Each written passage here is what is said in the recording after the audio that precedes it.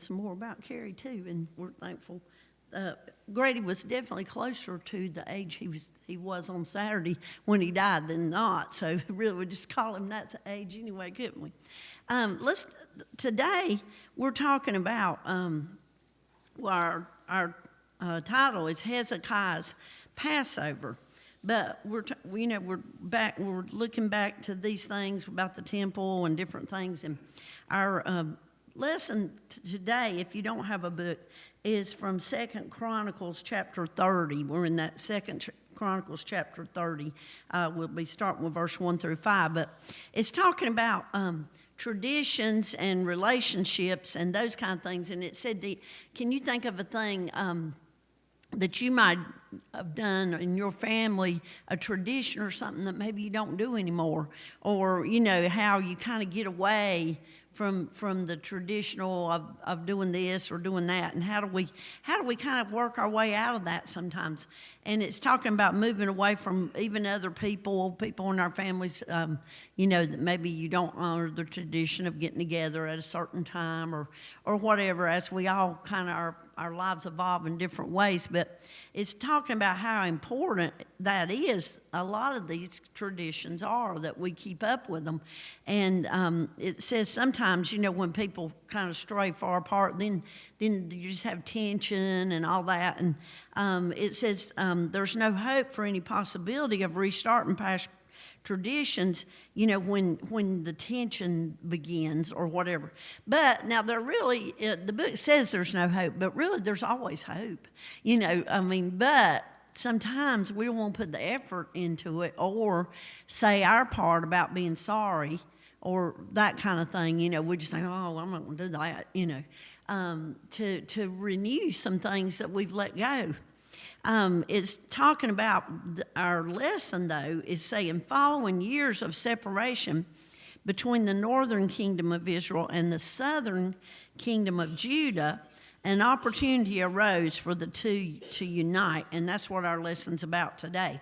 And it says the division of the united monarchy of Israel into the kingdoms of Israel and Judah occurred in 931 BC during the reign of Solomon's son Rehoboam.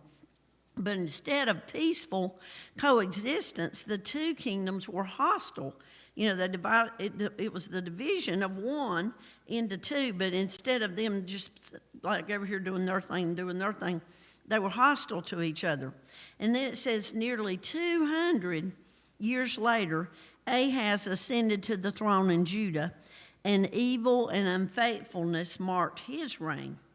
And then, as it goes on, it says the pressure returned after King Ahaz of Judah offered this Tiglath-Pileser, however you say that, in exchange for military help against Aram and the northern kingdom. So they were kind of trading about and making bargains, and it's just getting worse. To me, it sort of sounded just like our country, just how we just are divided against each other, that kind of thing. Even though we're one, we love our country. We're divided, at times. And it was talking about how all this just got to be more and more, a divide just kept more and more. It's 200 years of this. I was thinking, a lot of people like to point back to the 2020 as being a time that's pivotal for us, and then and we say, well, that's just been 5 years. And then you might say, man, look what happened in 5 years. But look at this. This is 200 years it's talking about. And you can think how things can change and how great our country's changed maybe since the time, like in the 50s, 60s, 70s. When we had revival the other week, Garland Ritter came, and he was sitting over here, and he used to be our mailman. And Mama, I told Garland, I just went over and spoke to him, and I said, Garland, when we was little, the mailman was just so important. He was, And Mama, we'd go somewhere, Mama said, there's our mailman. Like he belonged to us, and we loved him. And he said, well, I did that for 30 years. And I said, you went to my house longer than I did, because I'd already married and left. But what I'm trying to bring up about that is how people stood out as important to your family, you know, or the figures, the leaders, how that was important, and how even if we disagreed about who was the president at the time or whatever, we respected each other. And the respect is just the key word. So in this time, they had just got so far separated. But it says when Ahaz's son Hezekiah took the throne, the temple was in physical disrepair and spiritual defilement. As a result, Hezekiah initiated a restoration project to purify the temple so that the people might again faithfully worship the Lord. You know, think about our church and just the period of time that we wasn't in our church. You know, just those couple of months or more that we didn't even come back in the sanctuary, and we had to do some cleaning. And sometimes, you know, sometimes when we get here. Like if you go in the back door or something, you know, you got cobwebs or whatever, just like you do at your house. But it's just like we forget about that. But then a lot of times when we have a work-in or something and we say, let's perk up and spruce up, you know, and we do that and we take care of it. Well, that's what they did. They had just let it go too far. And it says they wanted a good place where they could faithfully worship the Lord. And think about it now. See, this temple, they wasn't even coming together anymore because they had two separate groups. It says after the project concluded, in only 16 days, or they worked hard for 16 days, the king held a rededication ceremony, which included rightly ordered worship. So remember all those rules and regulations and different things that we talked about in our past lessons about how things should be this way, that way, and the other. They were doing that, and it said they were having rightly ordered worship. So they were having the proper worship service that the Lord had told them to have.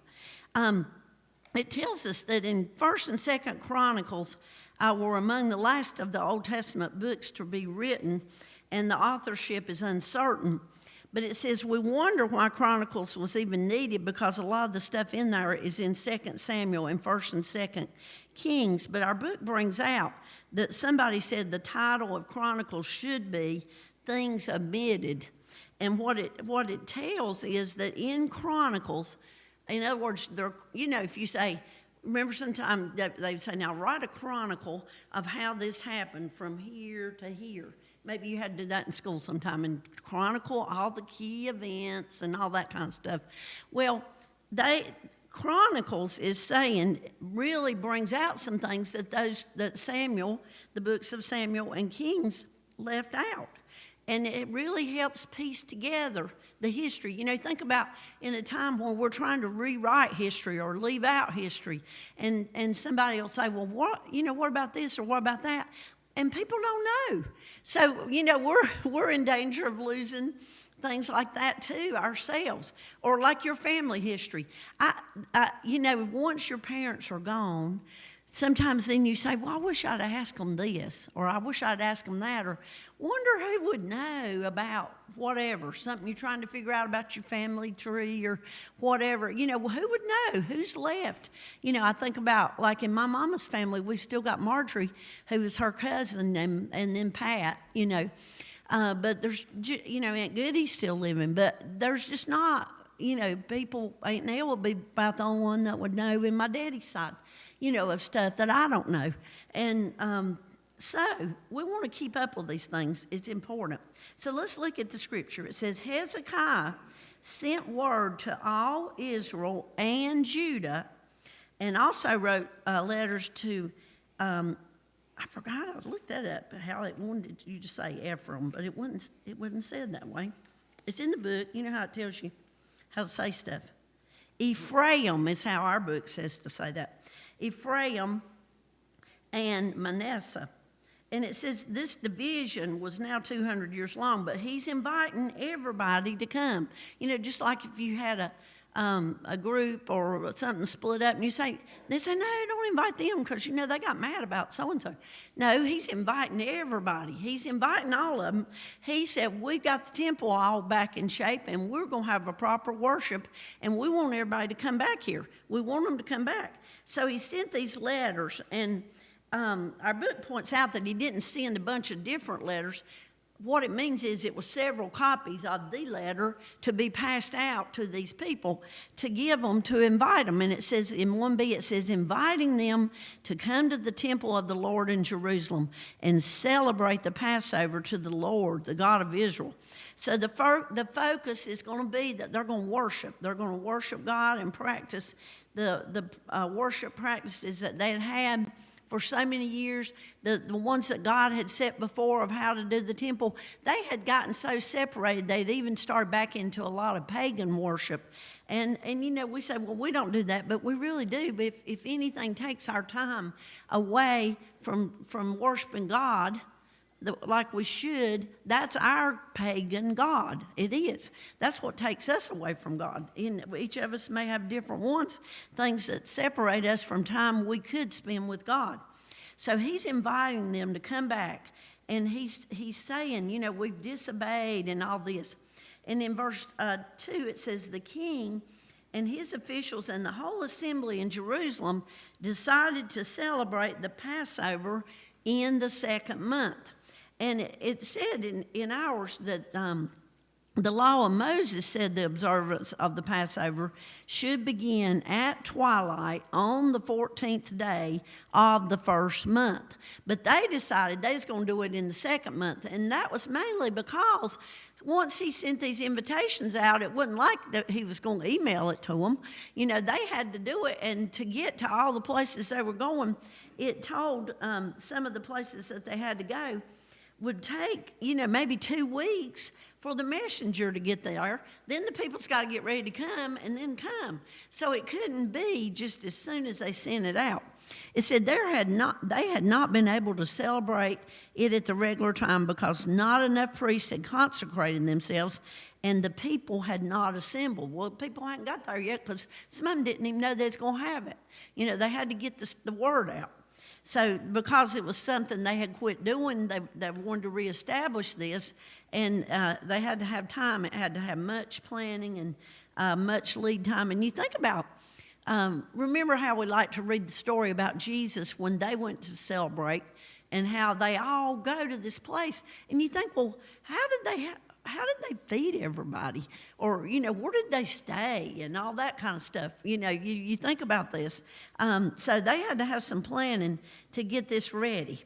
It says the plan seemed right both to the king and the whole assembly. I mean, it's time-wise, it's not like they could just go up there and go back home that evening. You know, they couldn't do that. It says they decided to send a proclamation throughout Israel from Beersheba to Dan, calling the people to come to Jerusalem and celebrate the Passover to the Lord, the God of Israel. It said in 5b, it says, it had not been celebrated in large numbers according to what was written for more than 200 years. And I mean, if any of us can remember, think back or even pull out of our minds the history of 200 years ago, for us, that would be hard. So it said they wanted to have this large gathering. Our book brings up a point. It says, how might your congregation work with a congregation in another part of town to plan a revival or a worship celebration? And you know, we kind of in the way we've done our revival the last few years, where we've invited preachers from the community. Their church comes that night and we celebrate with them, and then the next group comes and we celebrate them. You know, and that's been good. I've just enjoyed that. And I thought about it. I was talking to Diane and Kenneth the night that they were there here from Deedham's Grove, and I said, it don't even seem like it's been a year that we stood right here and said, now we ought to do this again before long in another way, maybe some other kind of get together. We all like to sing. They like to sing. Get together and just have a singing, not as a performance, just let's get together and sing 10 songs or something. You know, things like that we could do to rejuvenate and help us remember how we all have our faith. Let's look at verse 6. It said, at the king's command, couriers went throughout Israel and Judah with letters from the king and his officials, which read, people of Israel, return to the Lord, the God of Abraham, Isaac, and Israel, that he may return to you who are left, who have escaped from the hands of the kings of Assyria. Do not be like your parents and your fellow Israelites who were unfaithful to the Lord, the God of their ancestors, so that he made an object of honor as you see. Do not be stiff-necked as your ancestors were. And this is so important. I mean, I know we're running out of time, but this part in verse 8b, if you can, circle this, and if you haven't got a book, go to 2 Chronicles chapter 30 and find 8, and find these 3 parts. Submit to the Lord. Come to his sanctuary, which he has consecrated forever. Serve the Lord your God, so that his fierce anger will turn away from you. So let's remember those 3 things. To submit to the Lord, come. Y'all, we got to come. We got all kinds of excuses, and Colton did a good job the night he preached on saying, well, I don't have time, or I don't want to do it, I don't feel like it. We need to make a practice of coming and being in our church and inviting people to church and showing the importance of it to others. But it says, submit, come, and serve. Let's remember that, and let's quickly just read the rest of the verses. If you return to the Lord, then your fellow Israelites and your children will be shown compassion by their captors and will return to this land. For the Lord your God is gracious and compassionate. He will not turn his face from you if you return to him. So let's remember that. And then in 26 it says, there was great joy in Jerusalem, for since the days of Solomon, son of David, king of Israel, there had been nothing like this in Jerusalem. And see, if you're not a studier, or as I'm not, of who was king when or whatever, that don't make a whole lot of sense to you as to how long it was. But our book has pointed out it was 200 years since they had such a celebration. You know how hard it was, for me it was, and I know for many of you, to not be in church during COVID, and how joyful we were and how excited we were to get back in the sanctuary. So we want to thank God for that. And lastly, it says, the priests and the Levites stood to bless the people, and God heard them, for their prayer reached heaven, his holy dwelling place. A thought to remember is worship and serve as the unified, remember that word too, people of God. So let's just remember these 3 words one more time. Let's submit. Y'all can come on in. Submit, come, y'all come in, and serve the Lord your God. So let's just don't forget that, and just think about being a unified body of Christ. Y'all have a good week.